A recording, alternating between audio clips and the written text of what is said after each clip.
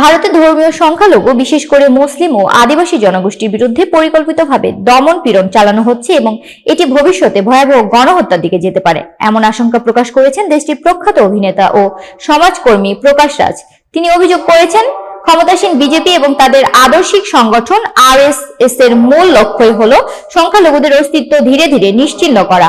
সম্প্রতি হায়দ্রাবাদে association for protection of civil rights আয়োজিত লঙ্গিং ফর জাস্টিস শীর্ষক এক অনুষ্ঠানে বক্তব্য দিতে গিয়ে এসব কথা বলেন প্রকাশ রাজ। যদিও ভাষণটি গত মাসে দেওয়া হয়েছিল, তবে চলতি সপ্তাহে সামাজিক যোগাযোগ মাধ্যমে ভিডিও ক্লিপ ছড়িয়ে পড়লে দেশজুড়ে ব্যাপক আলোচনা শুরু হয়। ভাষণে প্রকাশ রাজ বলেন, ভারতের বর্তমান রাজনৈতিক পরিস্থিতি আসলে একটি গণহত্যার মহড়া। তার ভাষায়, মুসলিম, আদিবাসী ও অন্যান্য সংখ্যালঘুদের মুছে ফেলার চেষ্টা চলছে। তিনি বিজেপিকে পানির উপর ভাসমান পদ্মফুলের সঙ্গে তুলনা করে বলেন, আসল শক্তি পানির নিচে লুকিয়ে থাকা আরএসএস।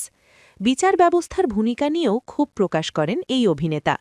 তিনি অভিযোগ করেন, ভারতের আদালতগুলো সংবিধানের মূল্যবোধ রক্ষায় ব্যর্থ হচ্ছে এবং ন্যায় বিচার কার্যত শ্বাসরোধ করে হত্যা করা হচ্ছে।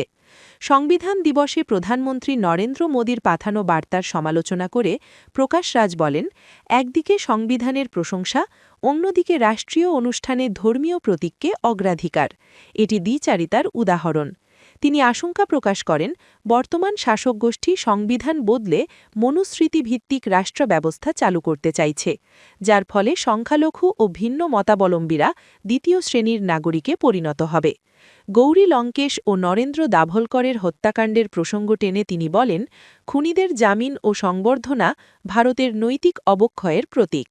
ভাষণের শেষ দিকে তিনি সতর্ক করে বলেন, আজ যদি মুসলিমদের লক্ষ্য করা হয়, আগামীকাল সেই আঘাত অন্যদের দিকেও আসতে পারে। এদিকে প্রকাশ রাজের এই বক্তব্যে বিজেপি নেতারা তীব্র প্রতিক্রিয়া দেখিয়েছেন। তারা মন্তব্যগুলোকে ভিত্তিহীন ও উস্কানিমূলক আখ্যা দিয়ে আইনি ব্যবস্থার দাবি তুলেছেন।